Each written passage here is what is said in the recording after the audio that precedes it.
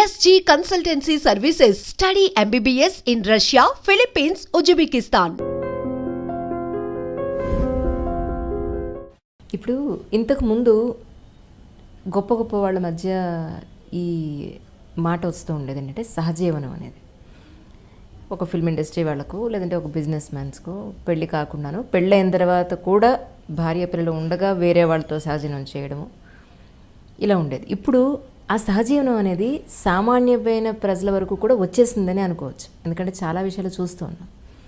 ఎందుకు ఇలా జరుగుతుందంటారు? అంటే ఒక మహిళ తన అసంతృప్తి వల్ల ఇలా జరుగుతుందా, లేదంటే సమస్య ఎక్కడుంది అసలు? ఇప్పుడు పెళ్ళి ఏంటి అనేది ముందు మనం అర్థం చేసుకోవాలి. పెళ్ళి ఏంటి?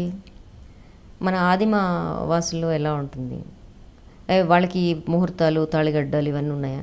లేవు.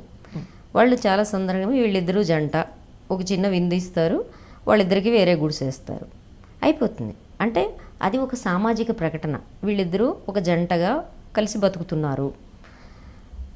ఈ సామాజిక ప్రకటన ఎందుకు అవసరమైంది మానవ సమాజంలో అంటే పిల్లలు వస్తారు. పిల్లలు వాళ్ళకి సంబంధించిన వాళ్ళు మాత్రమే, వ్యక్తిగత విషయం కాదు, అది సమాజానికి సంబంధించిన విషయం. ఈ సమాజానికి సంబంధించిన విషయాల్లో కేవలం నీ మనుషులకు సంబంధించిన సంబంధాలే ఉండవు. నువ్వు తయారు చేసే వస్తువులు, నువ్వు సాగు చేసే వ్యవసాయం, వీటికి సంబంధించిన సంబంధాలు కూడా ఉంటాయి. కాబట్టి నీ సంబంధాల స్థాయిని దాటెళ్ళి మానవ సంబంధాల స్థాయిని దాటెళ్ళినప్పుడు అవి సామాజిక సంబంధాలు అవుతాయి. ఈ సామాజిక సంబంధాల్లోకి నువ్వు వచ్చినప్పుడు అది సమాజానికి సంబంధించిన అంశంగా అవుతుంది. కాబట్టి నువ్వు ఒక సామాజిక ప్రకటన చేయమన్నావు. సమాజానికి నియమాలు, నిబంధనలన్నీ ఎవరు పెట్టారు? మనకి మనం పెట్టుకున్నవే కదా. కాబట్టి ఈ నిబంధనలు బాగాలేదు అనుకుంటే మార్చుకోవడం కూడా మన పనే కదా. అయితే ఒకటి ఉంది, మీరు చెప్పిన దాంట్లో మనుషులు, స్త్రీ పురుషులు సహజీవనం చేయడం వల్లనే, అది పెళ్ళి అయినా కాకపోయినా సహజీవనం చేసేది, కలిసే బతుకుతారు. అవును. పెళ్ళి ప్రకటన చేసి లేకపోతే మతాచారాల ప్రకారం చేసుకుని చేయడమే పెళ్ళి అంటారా? సహజీవనం కాదు. నేను ప్రకటించదలుచుకోలేదు, వెళ్ళండి, గుడ్, కలిసి బతకండి అంటే దీనికి కారణం ఉంది. పెళ్ళి అనే దానికి కొంత ఆర్థిక కోణం ఉంది. మనం ఏం చెప్తామంటే ఇప్పుడు ఈ మన కులాంతర మతాంతర వివాహాలు లేకపోతే మామూలు వివాహాల్లో కూడా ఇప్పుడు మేము అంటున్నాం అంటే తప్పనిసరిగా రిజిస్ట్రేషన్ చేసుకోండి అని చెప్తున్నాం. ఎందుకంటే దీనికి ఒక లీగాలిటీ, చట్టపరమైన సమస్యలు కూడా ఉన్నాయి. చట్టపరమైన సమస్యలు ఎప్పుడు వస్తాయి? ఒక పెళ్ళిలో ఆ డిస్ప్యూట్స్ వస్తాయి. డిస్ప్యూట్స్ రావడానికి పునాది మన పెళ్లి వ్యవస్థలోనే ఉంది. ఎందుకంటే అది వ్యాపారం కింద తయారైంది. నువ్వెంత ఇస్తావు, నీ వల్ల నేను ఇంత కట్నం ఇస్తాను, జీవితాంతం పోషించేవాడిని ఒకడిని నేను పొందుతాను, ఇది మన పెళ్ళి వాళ్ళు, అంతే కదా. పిల్లవాడు ఎంత సంపాదిస్తున్నాడో వీళ్ళు చూస్తారు, పిల్ల ఎంత ఇస్తుంది, ఎంత తెస్తుంది వాళ్ళు చూస్తారు.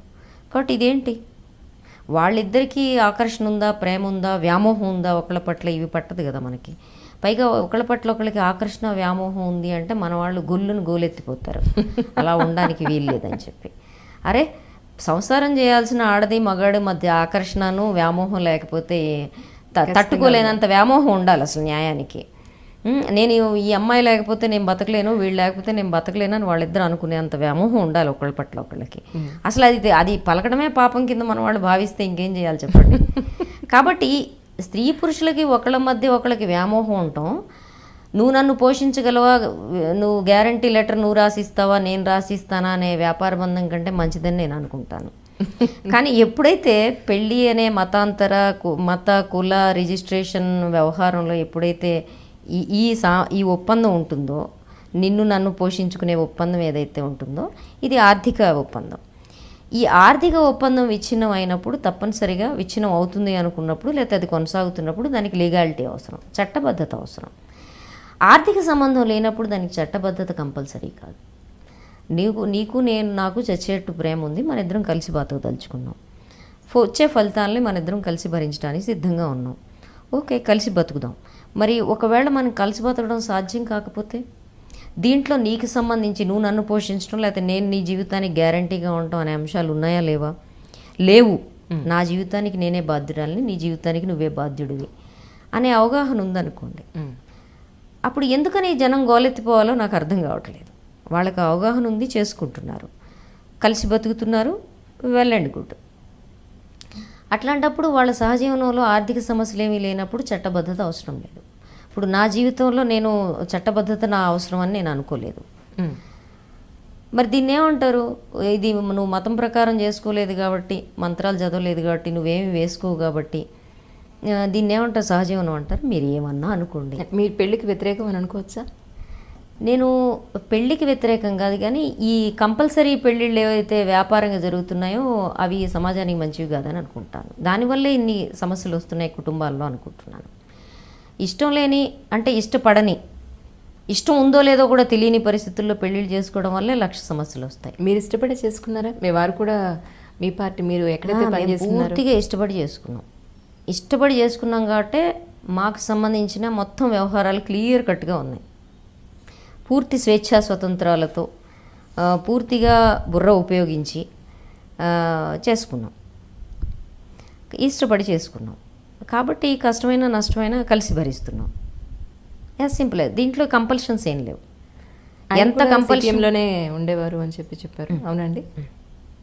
తను సోషల్ వర్క్ చేసినా తను కూడా నాటకాల మనిషి. తను ప్రజానాట్య మండలిలో చేశాడు, పార్టీలో చేశారు. ఇద్దరం ఒకే సమయంలో బయటకు వచ్చాం.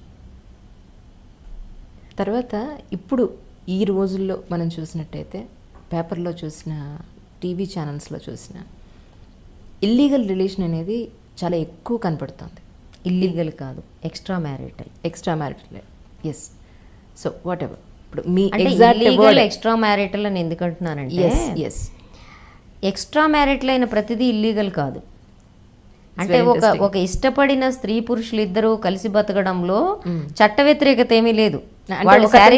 ఒక అతనితో మ్యారేజ్ దానికి వేరే అతనితో చేయడం ఇల్లీగల్ కాదు. ఒక ఇష్టపడిన స్త్రీ పురుషులు వాళ్ళు శారీరక సంబంధం పెట్టుకోవడం చట్ట వ్యతిరేకం కాదు. అది చట్ట వ్యతిరేకం ఎప్పుడవుతుంది అంటే వాళ్ళిద్దరూ డబ్బు ట్రాన్సాక్షన్స్ జరిగితే అది చట్ట వ్యతిరేకం అవుతుంది. రెండోది ఎప్పుడు చట్ట వ్యతిరేకం అవుతుందంటే, ఈ భార్య నా భర్త వేరే వాళ్ళతో వ్యభిచార సంబంధాల్లో ఉన్నాడని కంప్లైంట్ చేస్తే అది చట్ట వ్యతిరేకం అవుతుంది. అంటే కంప్లైంట్ చేయనంత కాలం కూడా మనం దాన్ని వివాహేతర సంబంధం కింద చెప్తాం. ఎస్. సో అవి ఈ మధ్య చాలా ఎక్కువైపోయాయి. అంటే ఇంతకు ముందు ఉండేవో లేవో అంత బయటకు వచ్చేవి కాదు. ఉండేవిలే. ఇప్పుడు ప్రతిదీ బయటకు వస్తుంది విషయం. ఇంతకు ముందు కన్నా పర్సంటేజ్ పెరిగిందని చెప్పుకోవచ్చు. దీనికి స్త్రీ స్వేచ్ఛే కారణం అంటారా, లేదంటే ఆవిడ ఒక ఎడ్యుకేటెడ్ అయిపోవడం వల్ల సమస్య, లేదంటే ఆవిడకి నాలెడ్జ్ ఎక్కువైపోవడం వల్ల, ఎందువల్ల ఈ సమస్యలు వస్తున్నాయంటారు? ఇది కొంచెం సెక్చువాలిటీకి సంబంధించిన సమస్య. ఇప్పుడు మన పెళ్ళిలోనే దీనికి సంబంధించిన ఆన్సర్ కూడా ఉంది. వాళ్ళిద్దరూ ఒకళ్ళనొకళ్ళు మోజుపడనంత వరకు. శారీరకమైన మోజు ఏంటి, పెళ్లిలో పవిత్రతను ప్రేమ ముఖ్యం అంటారు చాలామంది. కానీ ప్రేమకి, అంటే స్త్రీ పురుషుల మధ్య ప్రేమకి పునాది శారీరకమైన మోజే. కాబట్టి ఈ శారీరకమైన మోజు లేకుండానే మనం పెళ్లి చేస్తాం. వాళ్ళకి ఒకళ్ళ పట్ల ఒకళ్ళకి ఆకర్షణ ఉందో లేదో నాకు తెలిసి ఇంతవరకు ప్రపంచ చరిత్రలో స్త్రీ పురుషుల మధ్య, ప్రత్యేకమైన స్త్రీ పురుషుల మధ్య ఆకర్షణ ఎందుకు వస్తుందో ఇంతవరకు ఎవరు తేల్చలేదు. కానీ వస్తుంది, అది అంతవరకు వాస్తవం. మనకి ఈ ఫలానా అమ్మాయి నువ్వు ఎందుకు ప్రేమించావు అంటే ఎవడు జవాబు చెప్పలేడు. అందుకే తావాల్సింది రంభ అనే సామెత కూడా వచ్చింది. కాబట్టి ఒకళ్ళని నువ్వు వ్యామోహపడతావు, మోజు పడతావు. ఆ మోజు అనే పునాది లేకుండా మనం పెళ్లి చేస్తాం. కారణం ఏంటంటే సంబంధం మంచిది, పిల్ల సుఖపడుతుంది, అమ్మాయి కుటుంబం మంచిది, అమ్మాయి చూడ్డానికి బాగుందిగా నువ్వు ఆకర్షణ పడు అంటారు మన వాళ్ళు. అది సాధ్యం కాదు. చూడ్డానికి బాగున్న ప్రతి వాళ్ళ పట్ల మనం ఆకర్షణ పడం అంటే మనం ఆంబోతుల స్థాయి దాటొచ్చి చాలా కాలమైంది మానవ సమాజం. ఓకే. కాబట్టి నీకు కొన్ని ప్రత్యేకతలు, మనిషి అంటే ఏంటి, నేను ప్రత్యేకంగా ఈమెని ఇష్టపడుతున్నాను, ప్రత్యేకంగా ఇతన్ని ఇష్టపడుతున్నాను, ఇది చాలా ఎసెన్షియల్ పెళ్లిలో. దీన్నే మనం ఒప్పుకోవట్లేదు, దానివల్ల పెళ్లి చేసేస్తున్నాం అనేక ఇతర కారణాల వల్ల. ఇది పునాదిగా ఉండి చేసుకోవాల్సింది మానేసి ఇది కాకుండా మిగిలిన అన్ని కారణాల వల్ల పెళ్లి చేస్తున్నాం. పెళ్ళై నాకేమవుతుంది అంటే దీనివల్లే విడాకులు, అసలు వేరే వాళ్ళ పట్ల ఆకర్షణ ఏర్పడుతుంది, వ్యామోహం ఏర్పడుతుంది. అప్పుడేం చేయాలి అంటే నేను వివాహేతర సంబంధాలను సమర్థిస్తున్నాను కాదు, నీ పెళ్లి చేయడంలోనే వివాహేతర సంబంధాల పునాది ఉంది అని చెప్తున్నా. అయితే ఇప్పటి వరకు ఎందుకు ఇంత వెలుగులోకి రాలేదు, ఇన్ని ఎక్కువగా ఎందుకు రాలేదని మీరు అడుగుతున్నారు. దానికి కారణం ఏంటంటే ఇప్పటి వరకు చచ్చేట్టు భయం ఉండింది ఆడవాళ్ళకి మగవాళ్ళకి. ఇప్పుడు అసలు భయపడలేదు. ఏ భయం అది? నువ్వు గ్రామీణ వాతావరణంలో ఉన్నప్పుడు అందరూ చెప్పుకుంటారు, కుటుంబం పరుగు పోతుంది, ఇలాంటివన్నీ ఉన్నాయి. ఇప్పుడు లేవు. రెండోది ఏంటంటే ఈ పెళ్ళి నాకు ఇలా చేసి నా జీవితాంతం ఇచ్చనే బతకాలా, నా కర్మ ఇంతేనా, ఈ కర్మ ఇలానే ఎందుకు ఉండాలి, నేను కొంచెం ఎలా అయితే ఏమవుతుంది అనే కట్టుబాట్ల సడలింపు ఎప్పుడైతే మనిషి మనసులో ప్రవేశించిందో తప్పనిసరిగా నువ్వు ఒక్కసారి చూద్దాంలే, ఏం తప్పేంటి, నేను మాత్రం సుఖపడకూడదా, ఇలాంటి ఆలోచనలు. దానికి తోడు అన్నిటికంటే ఎక్కువగా 2 అంశాలు వచ్చినాయి. ఒకటి, మగవాడు తాను మగవాణ్ణి అని నిరూపించుకోవాలంటే గతంలో ఎక్కడ వెళ్ళాలో అక్కడ వెళ్ళేవాడు, అవేవో నడుపుతూ ఉన్నాడు, మగాడు అన్నాక తిరగపోతాడా అనే సామెత ఉంది. ఇప్పుడు ఏంటంటే నేను తిరగడం ఒక భాగం. అంటే మీరు దాన్ని సమర్థిస్తారా? ఏంటది? ఆడవాళ్ళు తిరగడం వల్ల చెడతారు, మగవాళ్ళు తిరగకపోవడం వల్ల చెడతారు అనేది మీరు తిరగకపోవడం వల్ల ఇద్దరు చెడతారని నేను అనుకుంటున్నాను. లోక జ్ఞానం లేకుండా పోతుంది బొత్తిగా.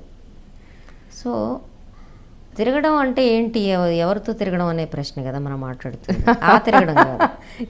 సో ఎవరైనా స్త్రీ పురుషులు మనం సమాజంలో ఒక దశకు వచ్చాం. విచ్చలవిడి శారీరక సంబంధాల నుంచి ఒక స్త్రీకి ఒక పురుషుడు అనేది ఆరోగ్యకరమైన సంబంధం కింద మనం అనుకుంటున్నప్పుడు ఈ ఆరోగ్యకరమైన సంబంధాల నుంచి అసలు ఏమాత్రం ఎవరు దావ తప్పిపోకూడదు అనడం అసాధ్యం సమాజంలో.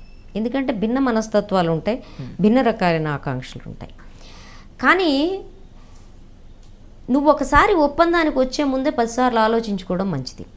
అట్లా కానప్పుడు నేనేమంటానంటే నీకు వ్యామోహము ఆకర్షణ భిన్నంగా ఏర్పడింది అనుకో, స్త్రీ కానీ పురుషుడు కానీ, నువ్వు అది బహిరంగంగా నీ స్పౌజ్తో చెప్పేసి చేయడం మంచిది. నాకు నీ పట్ల వ్యామోహం పోయింది, నేను ఇంతవరకే చేయగలను, నీ పిల్లలు ఎంతవరకు సాధ్యం అవుతుంది, ఇది సాధ్యమైనా కాకపోయినా ఇది నిజాయితీ అని నేను అనుకుంటున్నాను. తర్వాత విషయం ఏంటంటే ఇది ఏర్పడడానికి ఇంకో 2 కారణాలు ఉన్నాయి. నా మగాడితనాన్ని నిరూపించుకోవడం అనేది వాళ్ళ మగవాళ్ళకి పాపం పెద్ద సవాల్ అయిపోయింది. నేను నిజంగా జాలి పడుతున్నా. వాళ్ళు ప్రతి నిమిషం మేము మగాళ్ళమే అని నిరూపించుకోవడానికి, ఇప్పుడు చూడండి మన హీరోలందరూ కండలు తిరిగిపోయి ఉంటున్నారు. ఆ కండలు తిరిగి చూపిస్తేనే నేను మగాడిని అనుకునే దశ వస్తే ఇవాళ రేపు మన పోరగాళ్ళందరూ పాపం జిమ్ముల చుట్టూ తిరుగుతున్నారు. ఏది అమ్మాయిలకు లైన్ వేయాలంటే అక్కడికి 1-2 కండలు ఉండాలి. ఈ టీషర్ట్లు ఇక్కడ దాకా వేసుకొని చూపించుకొని ఎంత తిరిగినా అక్కడ యాబ్స్ లేకపోతే అమ్మాయిలు ఎవరు ఇట్లా చూడలేదు. ఏం చేయాలి? సంక్షోభం వచ్చింది అక్కడ. అది తర్వాత కాలంలో కూడా సంక్షోభం కొనసాగుతుంది. So to prove the masculinity నువ్వేం చేయాలి? నా పట్ల ఎవరికో ఆకర్షణ, నా మగాడితనం పట్ల ఆమె ఫిదా అయింది అని నువ్వు చెప్పుకోవాలంటే ఏం చేయాలి? ఏదో సంబంధం పెట్టుకోవాలి. ఎక్కువ సందర్భాల్లో మగవాడి వైపు నుంచి పెట్టుకునే ఈ సంబంధాలు అవతల అమ్మాయి వల్నరబిలిటీ మీద ఆధారపడి ఉంటాయి. అలాగే మరి అమ్మాయిలు కూడా ఉంటున్నారు. వల్నరబిలిటీలు రకరకాలు ఉంటాయి. అవి ఆర్థికపరమైనవి కావచ్చు, ఒంటరి మహిళలుగా ఉండడం వల్ల కావచ్చు, భర్త నిరాదరణ వల్ల కావచ్చు, భర్తకి తను తాను ప్రూవ్ చేసుకోవాలనే కోరిక వల్ల కావచ్చు, అనేక కారణాలు ఉంటాయి. వీటన్నిటితోడు ఇంకోటి కూడా ఉంటుంది. వివాహం నిలబడడంలో మిగిలిన అన్నిటికంటే వాళ్ళిద్దరి మధ్య లైంగికమైన సంతృప్తి ఉందా లేదా అనేది కూడా ఒక కీలకమైన కారణంగా ఉంటుంది.